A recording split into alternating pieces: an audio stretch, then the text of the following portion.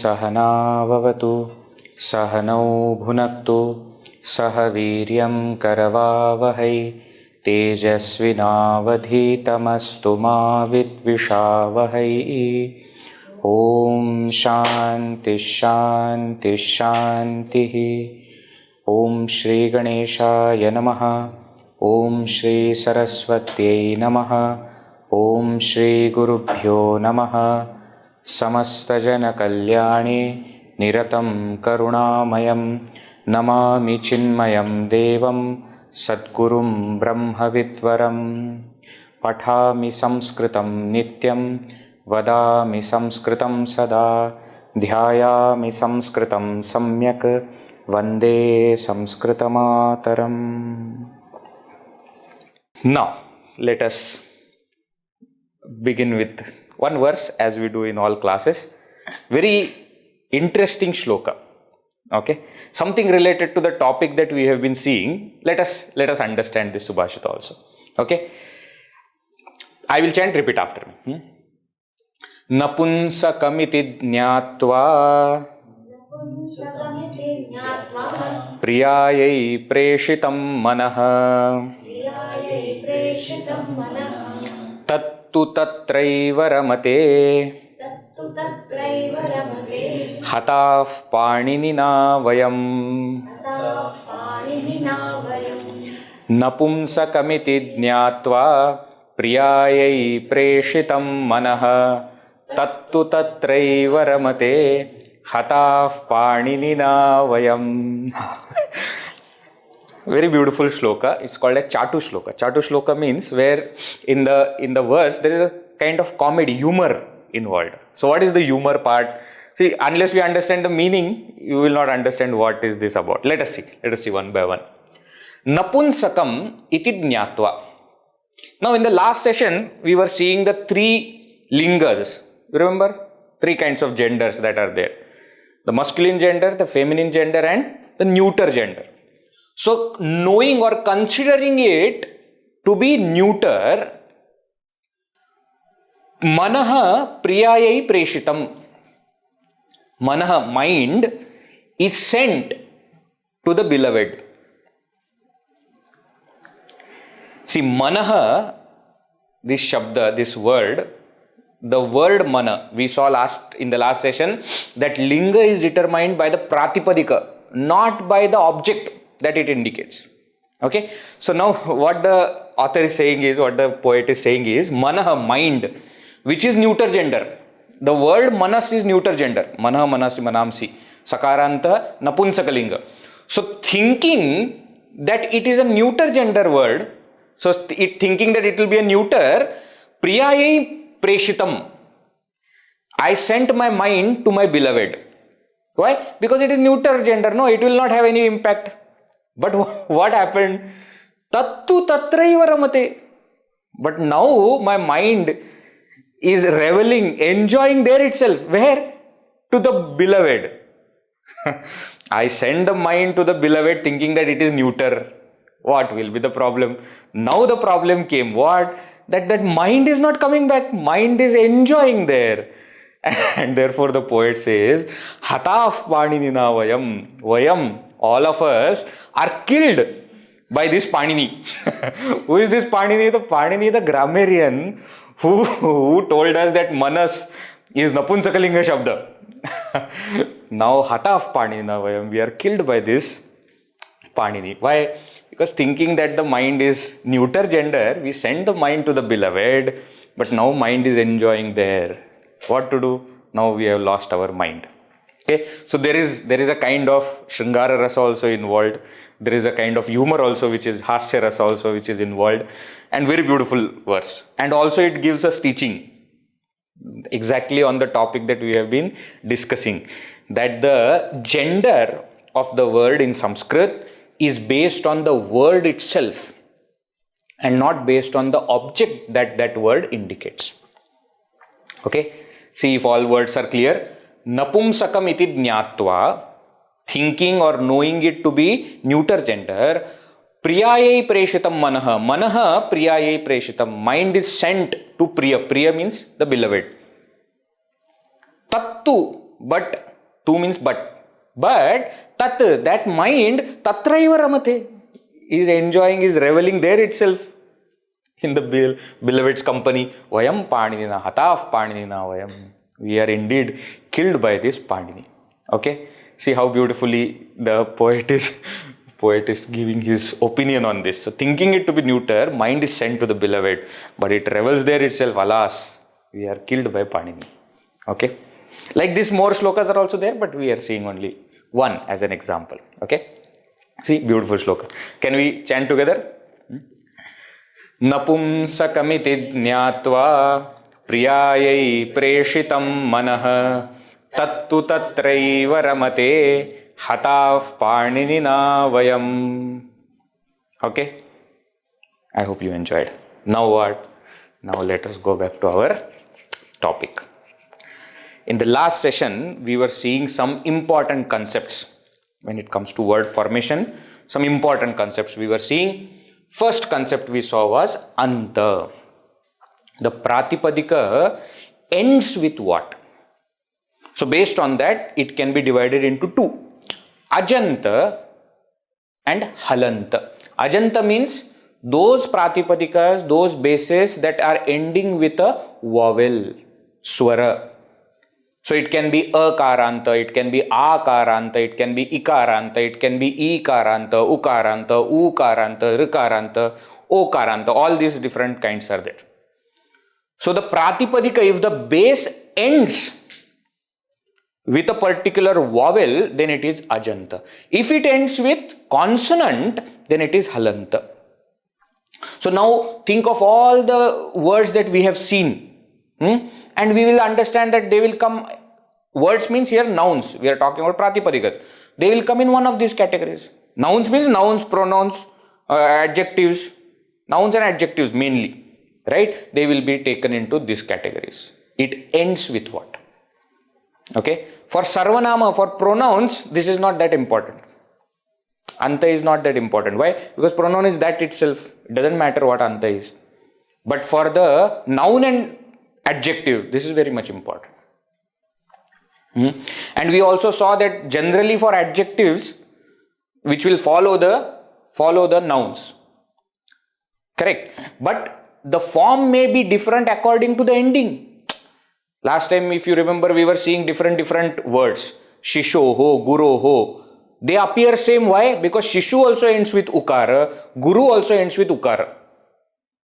But Ramasya sounds different, appears different. It is still sixth case only. Why? Because it is ending with a. Rama, Krishna, Shiva. These bases, these pratipadikas are ending with a. And therefore the form is different. Shishoho of Shishu. Ramasya of Rama. Meaning is same, but the forms are different. But if we understand Akaranta's form, then all Akarantas will have similar form. Ramasya, once you understand, then Devasya. Then you say Ganeshasya, Maheshasya, Sureshasya. You can put all those. But why? Because all of them are ending with a. So Anta we saw. Like that, Halantas are also there. Manas. Just now we saw one example in the Subhashita. Manas. Sakaranta Shabda. Napunsakalinga. Sakaranta. So Manaha becomes the Prathama. Manasaha becomes the Shashti. Ramasya, it is not Manasya. It is not becoming Manasya. It is becoming Manasaha. Why? Because the ending is different. Last time we saw the examples also. Takaranta Shabdas are there. Bhavat, etc. Nakaranta Shabdas are there. Atman, Brahman. They are Nakaranta Shabdas. Surud, dakaranta shabdas are there. All these are ending with a consonant. Therefore, they are halanta. So, the ending is important for what? Mainly to understand the word and to use the word for both cases, for both reasons. Okay? Right. Now what? Next we saw linga. Linga. We elaborately discussed this. Gender. Gender. Three lingas are there. Pullinga, masculine gender, strilinga, feminine gender, napumsakalinga, and neuter gender. Again, as I mentioned to you in the last class, this is not the genders in the world. These are the genders of the word. W-O-R-D, not W-O-R-L-D. Okay? Why? Because in the world nowadays, big debate is going on. How many genders are there? I keep hearing about it from here and there, I think in the West, etc. Now they are coming up with 100 kinds of genders. And you should respect all the 100 genders and you should include all of them.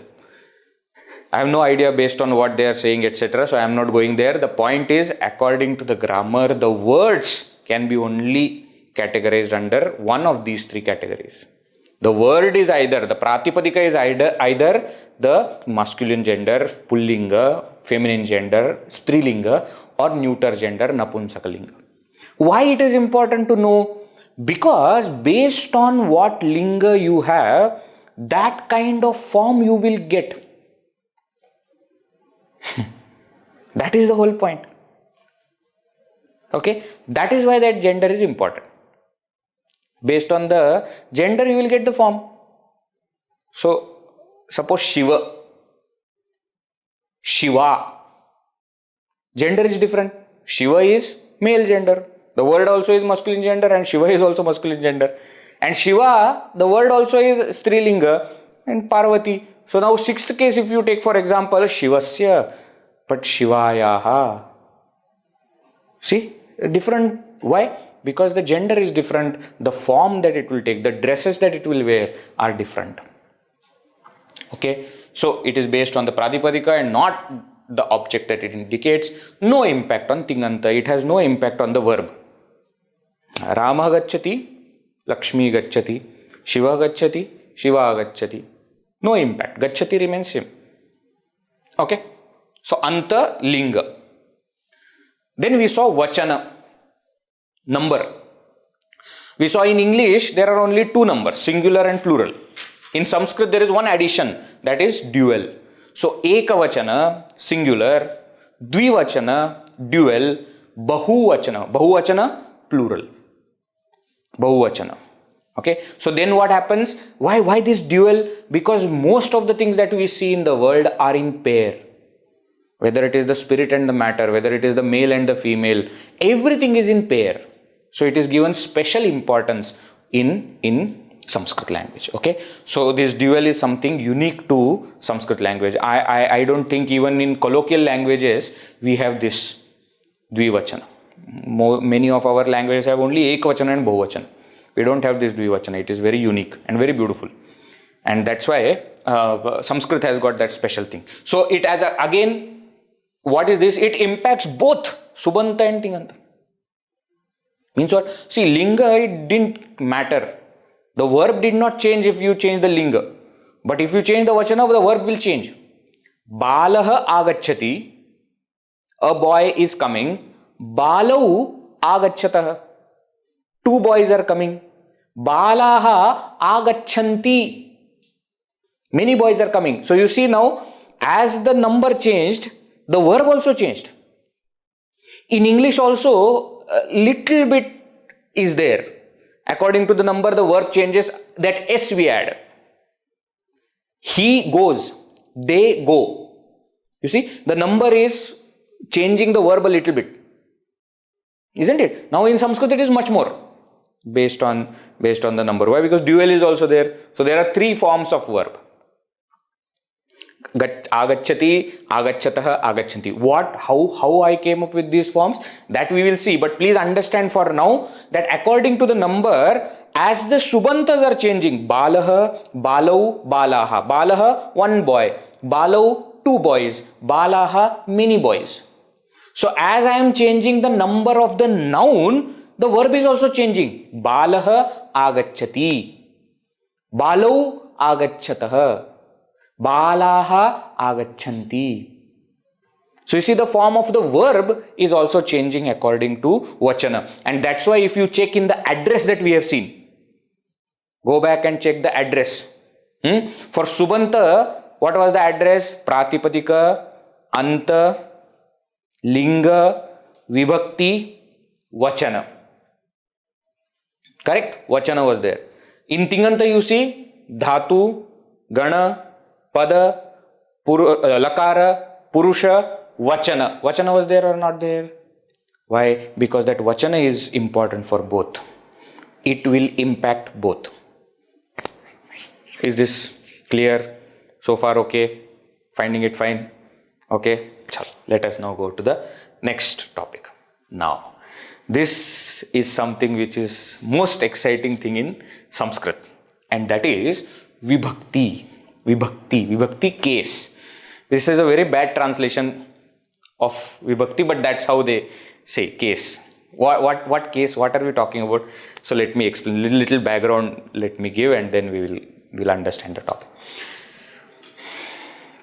In English, when we use nouns, adjectives, etc., most of the times we use the same word.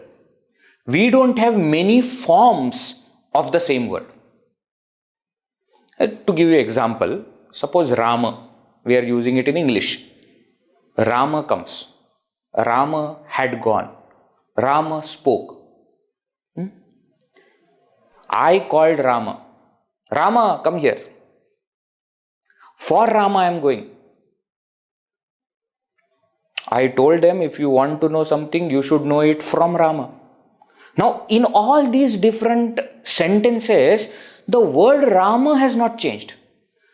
The words around that Rama has changed, and therefore have given different meanings. But the word itself has not changed its form. But in Sanskrit, when you bring this, it is not the case. The noun itself, the adjective itself, the pronoun itself takes many forms. Why does it take many forms? Because that's what gives freedom to the language. Let us understand, then we will know. Number one main thing about this is it substitutes prepositions. We saw in English there are prepositions or not? To, of, by, through, from, for, in, on, at. All these are prepositions. Okay. Now, based on that, whatever we are doing in that language, in English, everything we are doing here using this concept called Vibhakti. And what are we doing is, to the noun, we are already attaching the preposition and sending it. So, the preposition corresponding pratyaya means suffix. You remember, we have seen the dress. That kind of dress we are giving to the pratipadika and making it a subanta. Okay, so then what happens, once that noun is attached to that preposition is attached to the noun, wherever that word goes, the noun and prepositions go together, and therefore what? It is the thing because of which Sanskrit is a free word order language. There is no fixed word order required for Sanskrit. See, today we saw one Subhashita. Napumsakamiti jnatva priyayai preshitam manaha. To understand, we said manaha priyayai preshitam. But while writing it, how did you write? Priyayai preshitam manaha. Why? Because if you write it other way around, it will not sound nice in a poetry. Iti jnatva napumsakamiti mana preshitam priyayai. There is no tune, there is nothing. Now that freedom is given to use the words and put those words anywhere. Why? How? Because of this thing. That the vibhaktis are already, vibhaktis means the pratyayas are joined to the noun. When I say noun, understand everything. Noun, pronoun, adjective, everywhere. Then what happens? Wherever it goes along with it. And that's what makes it a free word order language. Actually, to tell you the fact, we are calling the nouns, pronouns, adjectives, etc. as subant. Correct? Why? Because they end with sup pratyayas. Remember? I was telling that there are a set of pratyayas, there are a set of suffixes that it ends with. Those sup pratyayas are called vibhakti pratyayas. This is what it is ending with. So to a pratipadika, unless you add a vibhakti pratyaya, it is not used in any sentence. Unless to the pratipadika you are adding vibhakti pratyaya, it is not sent out. Okay, so for the same word, there will be many forms.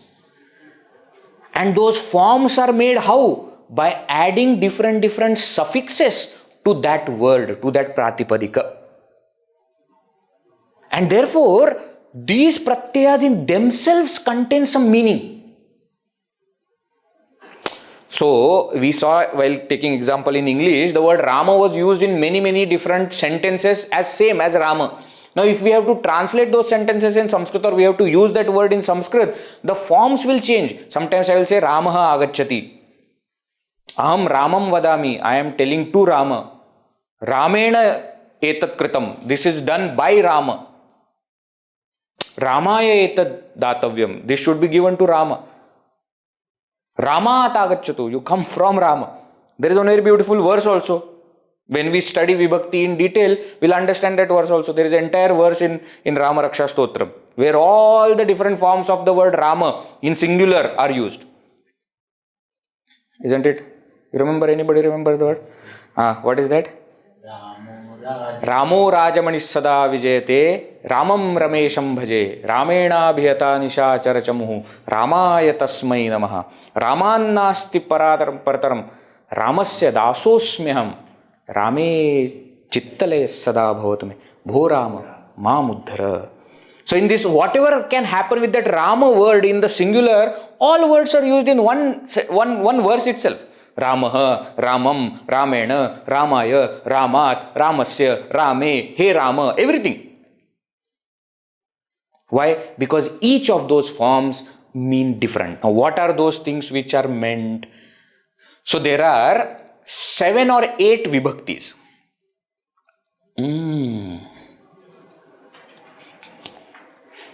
Because of the formatting. Fine, let us see. So there are 7 or 8 vibhaktis that we use. Prathama, names are given simple. Prathama means first case, Dvitiya second case, Tritiya third case, Chaturthi, Panchami, Shashti, Saptami is also there, which is not seen here. Shashti is coming. Alright, that's okay. We don't have to go into detail. But what it means, I will just tell you. Prathama vibhakti is the main noun without any preposition.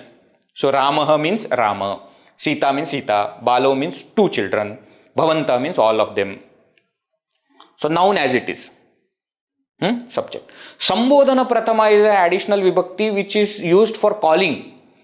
Suppose I am calling, hey Rama, oh Rama, hey Sita, oh Sita. So when I am calling, the form changes. You see here Ramaha, Visarga was there. Here there is no Visarga. Then what? Then we have next one, Dvitiya Vibhakti. For the preposition to, Ramam. Ramam means to Rama. Sitam, to Sita, etc. Like that Tritiya Vibhakti, third case, by, through, etc. Ramena means by Rama. So you see, the word Rama is same, but different pratyas are added. This is ending with Visarga, this is not. This is ending with half-ma, this is ending with Ramena. In pratyaya is there. So then what? It is in the meaning of by, through. Like that, Ramaya, for Rama. Then Panchami, from Rama, Ramat, Sitayaha. Shashti Vibhakti is used to indicate the relation of Rama, Ramasya. And Saptami Vibhakti is used in Rama, Rame. So basic, so don't worry about the examples. The examples will come when we take the topic of Vibhakti will be one of the major topics that we will be studying.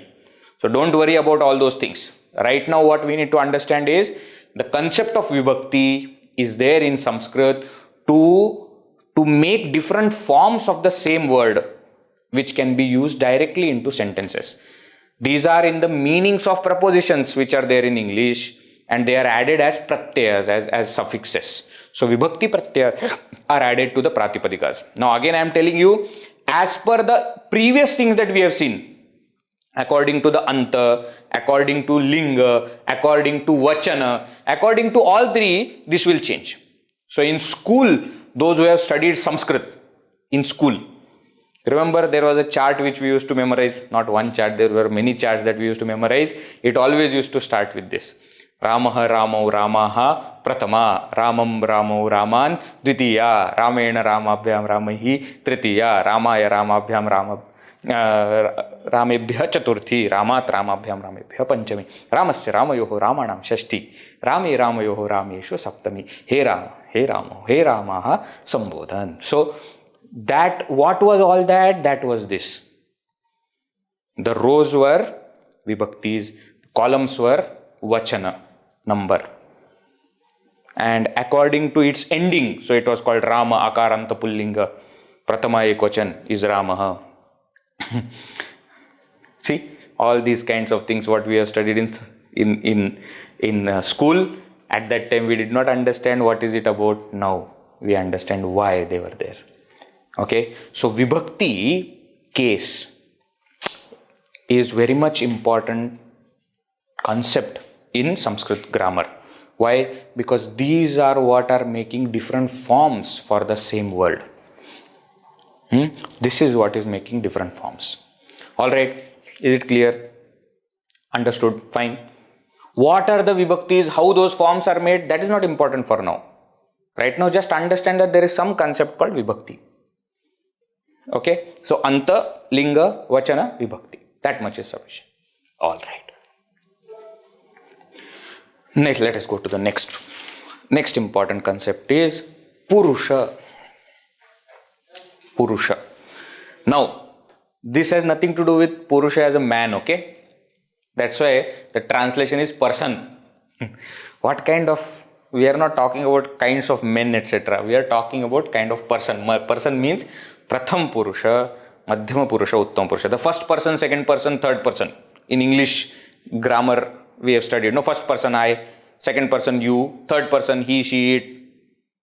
That is what is, how that is explained in Sanskrit. So Prathama Purusha, I think I had mentioned in one of the earlier classes also that Samskriti is mirrored through Samskrita. The culture is carried by the language. So the language shows what kind of culture it is. In Western culture, the culture is like that, and therefore in the grammar also first person means me. Whereas in Sanskrit, Prathama Purusha, Prathama means first actually, is actually the third person. Prathama Purusha in Sanskrit means third person. Why? That person is most important. Our culture tells us, first think about the impact of my actions on somebody who is not in front of me. What will happen to that person? If it is bad impact, don't do that action. If something that I am doing is creating problem for some, so therefore don't keep your lights etc. on when you are leaving the house. Why? Nothing is happening to me, but somewhere somebody is there who is going to suffer. Don't waste water. Why? I may have it, but somebody is there who doesn't have it. So it's very much integral part of our culture. So Prathama Purusha, don't get confused. Don't translate Prathama Purusha means first person. No. Prathama Purusha in Sanskrit is third person. Third person. Saha patati. He reads. Balau patataha. Those two boys are reading. Mitrani patanti. Those all friends are reading. Govindaha agachat. Govinda came. Gita karishyati. Gita will do. Some girl named Gita. Okay. So all this, what is happening here? Purusha, the third person. Saha is third person pronoun. Whereas all these others are nouns which are in third person. So every time there is a specific noun used, we are talking about third person. Ramaha, Krishnaha. Every time we use a noun, it is third person. Prathama Purusha. Okay. Shri Krishna, Bhagavan Uvacha, Shri Bhagavan Uvacha. Shri Bhagavan is what? Third person. Therefore, uvacha. All right. Madhyama Purusha is the second person, the person in front of me. The person in front of me, second person. So, tvam, you, tvam patasi, you are reading. Yuvam patataha, both of you, dvivachana, dual. Yuyam patatha, tvam agacchaha, tvam karishyasi, etc. Now, for this Madhyama Purusha, no, everything is fixed. There are only three. Tvam, yuvam, yuyam. Tvam means you, singular. And for this tvam, there are no genders. Why? Because if the second person is male or female, for both you call you only. For the third person, to make it clear, we are having different kinds of pronouns. He, she, it. Same way in Sanskrit also. Saha, sa, tat. For third person, pronouns are different. But for second person and first person, pronouns are same. For second person, what is the pronoun? You, both of you, all of you. That's it. So that you is tvam, both of you is yuam, and all of you is yuyam. That is it.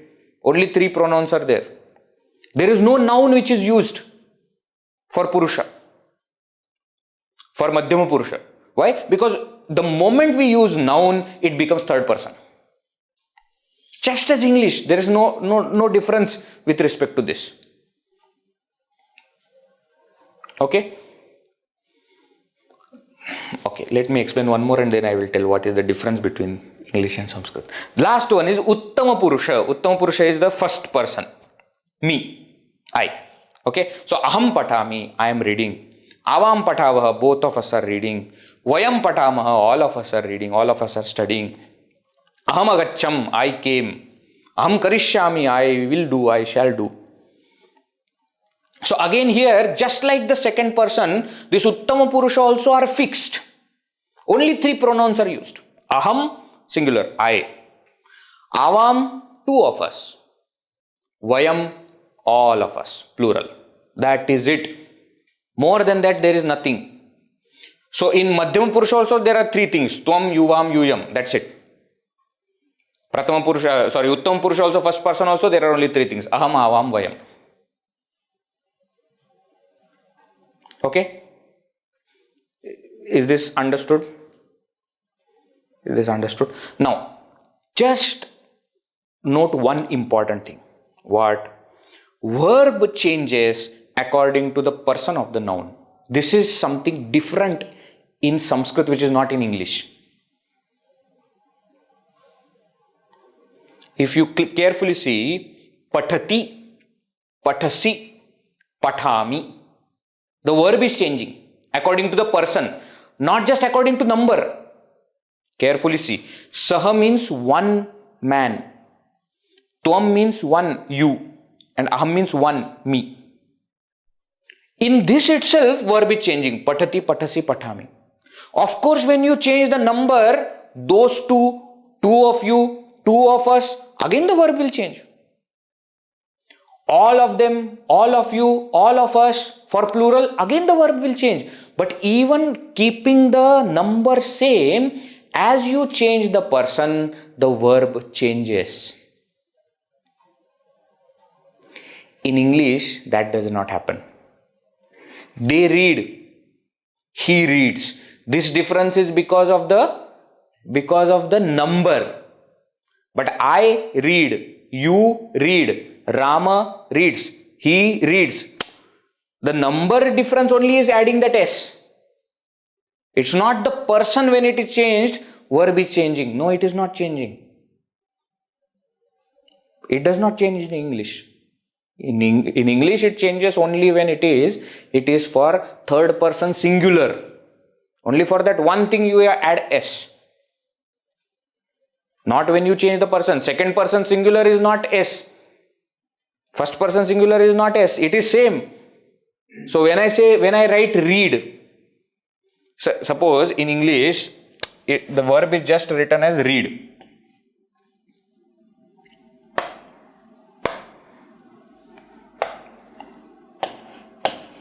Okay.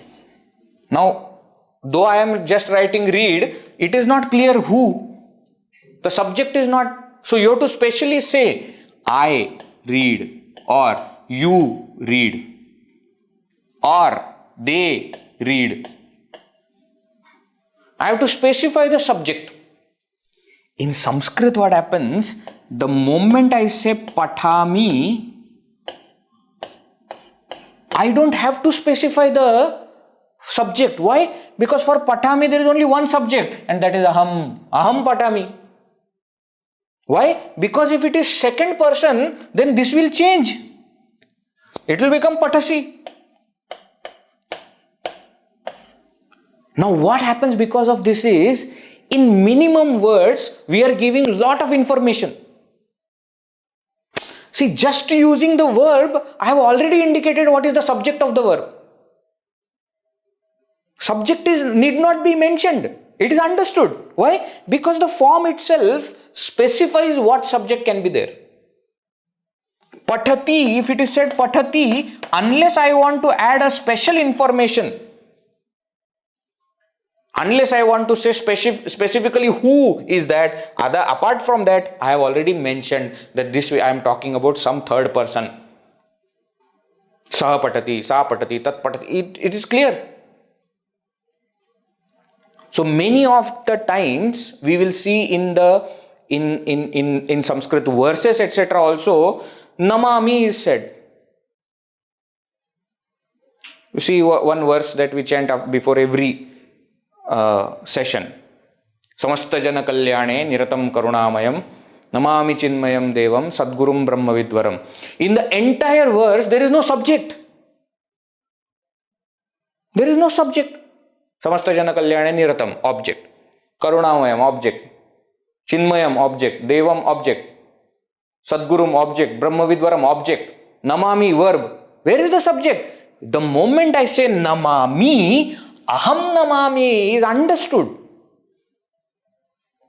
It is understood. Why? Because if that aham is not the subject, then namami will not come. Something else will come. So you see how beautifully in Sanskrit, in very less, what we say, words, lot of information is given. We will see as we go ahead and understand Samastapada concept etc. also, we will see how Sanskrit in short, in precise terms is giving much more information. Now if we have to translate that small word into English, no, we have to write lines after lines. Just to explain one word. Lot of information contains there. So, Purusha, person. Prathama Purusha, third person. Madhyama Purusha, second person. Uttama Purusha, first person. In that, whenever we use nouns, it is always third person. What are the pronouns which are used for third person? Saha, sa, tat, etc. But for second person and first person, for Madhyama Purusha and Uttama Purusha, the pronouns are fixed. There are no nouns and pronouns are fixed. Tvam, yuvam, yuyam for second person, aham, avam, vayam for first person. So Madhyama Purusha will always have subject as tvam or yuvam or yuyam according to the number. Whether you are saying you, both of you or all of you. I, both of us or all of us. Aham, avam, vayam. That is it. The moment any other kind of pronoun is used, the moment any other noun is used, it's all third person. It's all Prathama Purusha. So obviously Prathama Purusha usage will be much more than other two. Of course. Because everything, all the nouns and everything is going to come here. So forms will become easy. But as we have understood, verb changes according to the person. This is something we need to remember, and because of that what happens, the moment I just write the verb, the noun is many of the times understood. You don't have to specify. Unless you want to change the noun and specifically mention that this person did this, then only you have to provide the noun. Otherwise this aham patami, one word extra you are using. Patami is sufficient. It already contains the meaning of aham. Aham patami and patami are same. Patasi and tom patasi are same. Okay, clear? So that is about Purusha. All right. We have done one important topic concludes here. What is that? The important concepts that we have seen. Let us go back to the two kinds of addresses that we had seen. For Subanta, the address is Pratipadika, Anta, Linga, Vibhakti, Vachana. Pratipadika means base, Anta is ending of that base, Linga is gender of that base, Vibhakti is what kind of pratyaya is used, which case, indicating which preposition, and Vachana is number. Okay? Hope you remember how Pratipadika or base is formed. Either from a root or from another Pratipadika or by combining more Pratipadikas. Remember this? Kridanta, Tadditanta, Samastapada. Anta we have seen whatever the base ends with, that is what is called as Anta. If it ends with A, then it is Akaranta. If it ends with Sa, Sakaranta. Ta, Takaranta. I, Ikaranta. Whatever that base ends with. Linga, gender. This also we saw, it is connected to the base. By design it is fixed that this base, this Pratipadika is of which gender. We saw for adjectives etc. the gender is variable. Why? Because based on the noun it changes. So if the noun is in masculine gender, adjective also will be in masculine gender. Sundaraha Ramaha. If the noun is in feminine gender, adjective also will change. Sundari Sita. Sundaram Pustakam. The gender changes of the noun, the gender of the adjective also will change. But that gender is again by design specific, fixed for any particular base. Then we saw case. Case is also added to the base and that's what makes it Subanta. This case is ending is Sup. Okay, some 21 pratyas are there which are called as Sup. When they are added, it becomes base. And Vachana we saw number, singular, dual, plural. Okay, so far okay? Am I going too fast? No? Fine? Alright. Now same way for Tinganta. Tinganta means verb, the kriya etc. How that verb, how to understand that verb, there are 6 parameters. Dhatu, what is the root? That dhatu belongs to which gana? It belongs to which category? Pada. It belongs to which, that verb is of which tense or mood? Purusha and Vachana. Now remember, these 3 things we have not seen. Dhatu we have seen that there are 2104 dhatus. Okay. Apart from that, other things we have not seen. We will see when we are going for pratyayas etc. Okay. For now you have to understand, out of these 2104 roots, each root is categorized into group and further into categories. So there are 10 groups. There are 3 categories. Okay, fixed.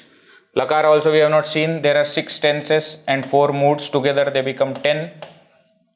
Lakara means tense, past tense, present tense, future tense. Mood means imperative mode. Imperative mode means you are ordering somebody or you are requesting somebody, pleading somebody. All those kind of things are there. According to that, the verb will change. According to that, the verb changes. Purusha and Vachana we have seen today. Purusha is person, Prathama Purusha, third person, Madhyama Purusha, second person, Uttama Purusha, first person. Vachana we have seen number, singular, Ekvachana, dual, Dvivachana and Bahuvachana. Okay, so these all things we have seen: Anta, Linga, Vibhakti, Vachana and Purusha. Okay. There is nothing written there. Same points are written. Okay, we have seen all these things. Is it clear so far? So far, okay. Sure. Shall we go ahead? Now, Vedji, one doubt is there. What? It is so complicated. You keep telling us all the time that Sanskrit is easy language, and just the introduction has taken 8 or 9 classes. What is happening? We are seeing all these things at the beginning so that in future it will be easy to connect the dots. Many times what happens, many people study Sanskrit for years together, but they don't know how are the things in Sanskrit connected.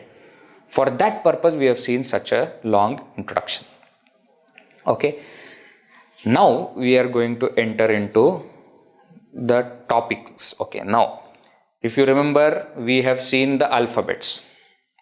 Okay, varnas we have seen, aksharas we have seen completely. When we came to words, we said there are only two kinds of words in Sanskrit, subanta and tinganta. The subanta has nama, noun, sarvanama, pronoun, visheshana, adjective, kriya visheshana, adverb. In tinganta there was only one category, that is verb, kriya pada. Okay. Now in between these two there was one category which I had said that it is special in Sanskrit. Sometimes it is taken under subanta, sometimes that category is kept separate. You remember what was that category? The category was avyaya, indeclinable. Now that avyaya is the first topic that we are going to start with. Why? Because avyaya doesn't care about all these things. Doesn't matter what linga, what vachana, what vibhakti, what dhatu, pratipadika, pada, lakara, purusha, vachana. It doesn't care about any of these things.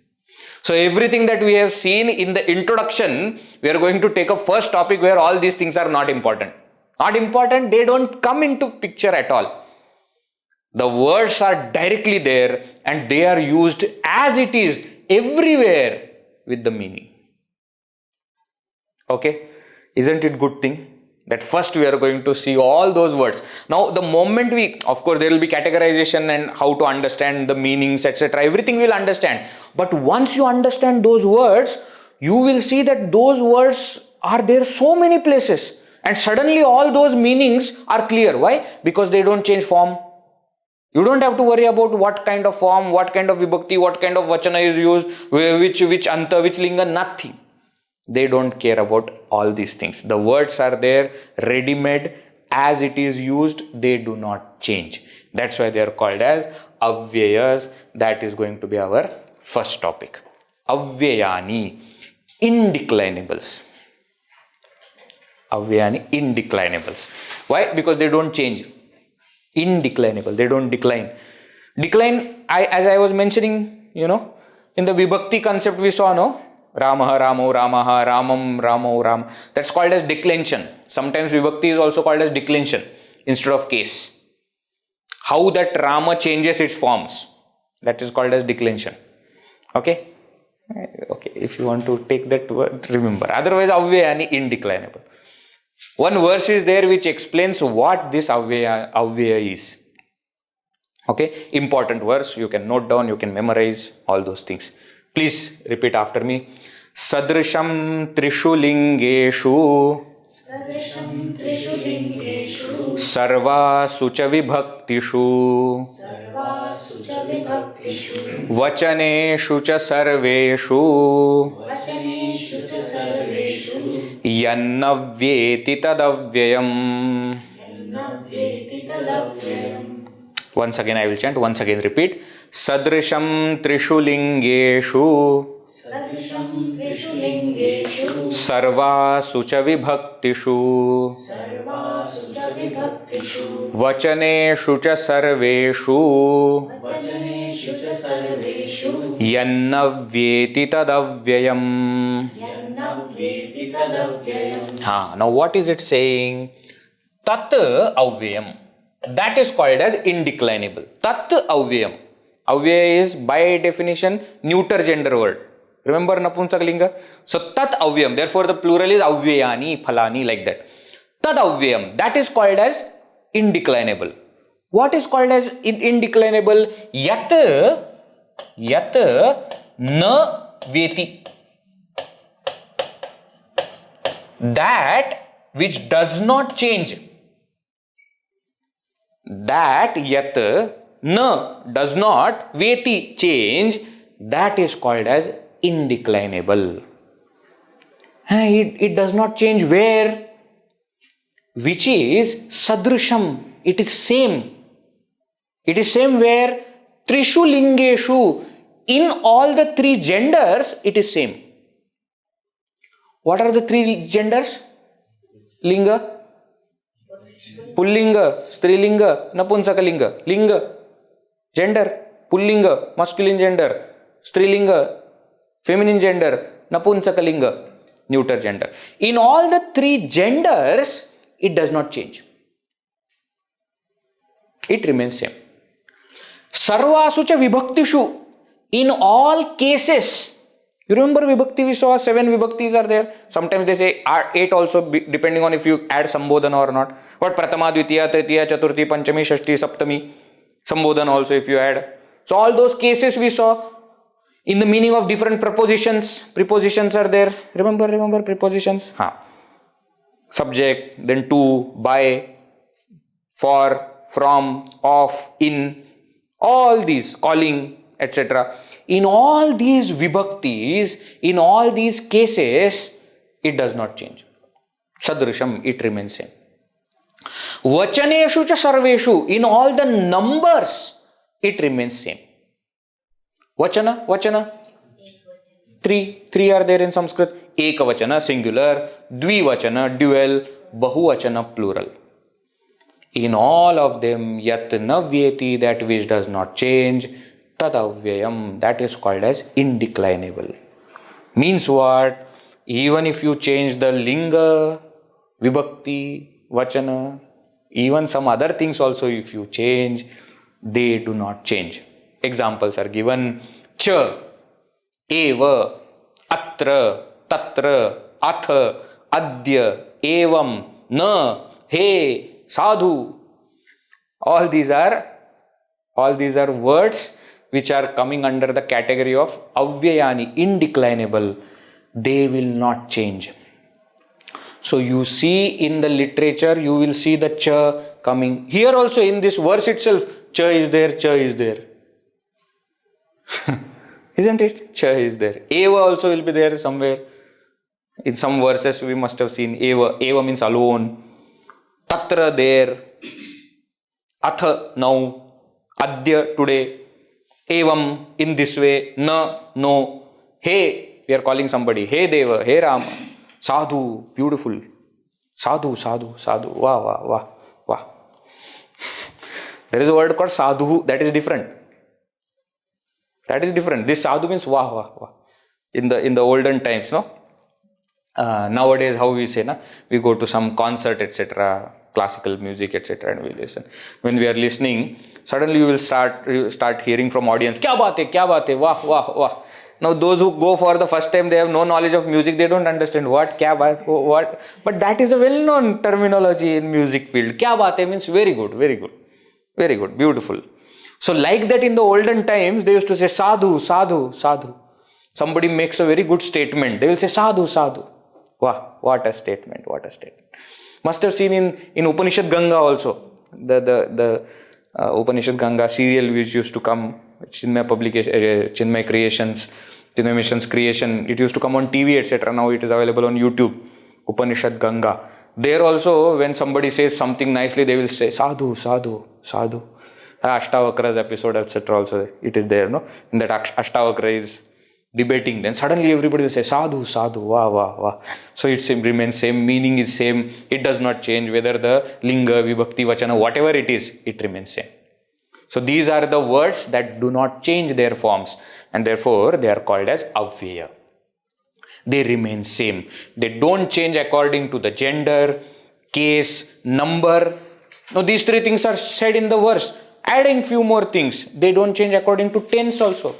Whether you are using them in the present tense statement or past tense or imperative mode, any mode, they will not. Position also, it doesn't matter in the sentence where they are appearing. Whether the sentence is starting with the word or it is in between or it is at the end, position also doesn't matter. Other words also, what are the other words that you are using with these words? They also cannot change them. You use any other words you want with them, these words will not change. Because of these words, other words may change, but these words will not change. They remain same. Yat navyeti tad avyayam. Okay. Avyaya. One of the names of Brahman also, no? Avyaya. Why? Because Brahman also does not change. So that is the reason why these words that do not change in the language are called as avyaya. Right? Indeclinable. They are used as it is everywhere, and therefore they are easy to use.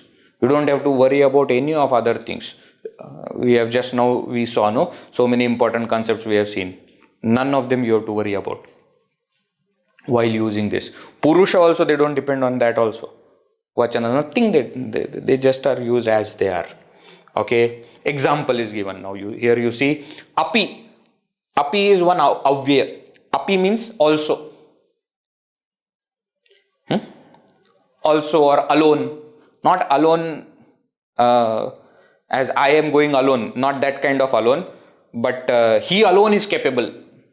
He only, in English, in Indian English we use the word only. He only can do it. In proper English, British English, etc., they will say he alone will do it. That alone or only, that is api. He also.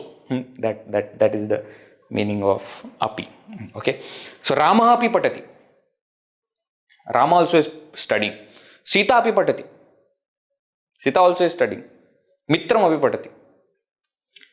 Friend is also. Now here what I have done, change the gender. Ramaha masculine gender, Sita feminine gender, Mitram neuter gender, but api remained same. Can you see that? Api has not changed. The form of Rama, Sita and Mitram are different according to the gender, but the word api has not changed. Api has remained same. Krishnam api avayatu, tau api patatah, tesham api etat karyam. Now here I have played with vibhakti and vachana both. So Krishnam means to Krishna. Avayatu, call. You call Krishna also. Tau api patatah. Both of them are also studying. Tesham api etat karyam. This is their work also. Their tesham also. So again here you see vibhakti is different. Here it is second case. Here it is first case. Here it is tesham sixth case. Case has changed. Number has changed. 1, 2, many. Singular, dual, plural. But api again has remained same. Can you see that? Api has not changed. Also, in the meaning of also, it is same. Now, next one also. Saha api gacchati. He also is going. Vayam api gamishyamaha. We will also go. Now, gamishyamaha is future tense. Gacchati is present tense. Agaccha. You come, imperative mode. Tom api agaccha. You also come. Now, again here, api has not changed. Okay, so whether it is used with the words which are in any gender or any case or any number, any tense, position, it doesn't matter. They remain same. They remain same. That's why they are called as avyaya. Okay. Now from next session what we are going to do, we are going to see different types of avyayas. And what is their meaning. Why? Because once you understand them, everywhere they are used in the same meaning. Easy.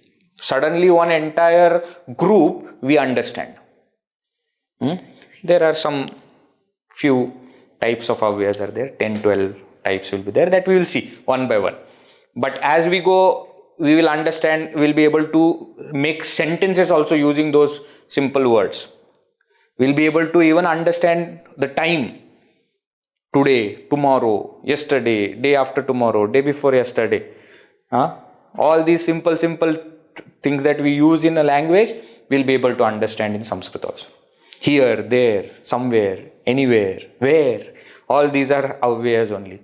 So we will understand them as we go along. Okay. So from next session, we will start the types of avyayas. And through types, we will understand lots of words in Sanskrit which are used as they are. So easy to understand, easy to use. Okay. Chalo, sufficient for today. Om Purnamadav Purnamidam Purnat Purnamudachyate Purnasya Purnamadaya Purnameva Vashishyate. Om Shanti Shanti Shanti. Harihi Om Shri Gurubhyo Namaha. Harihi Om. Hari Om.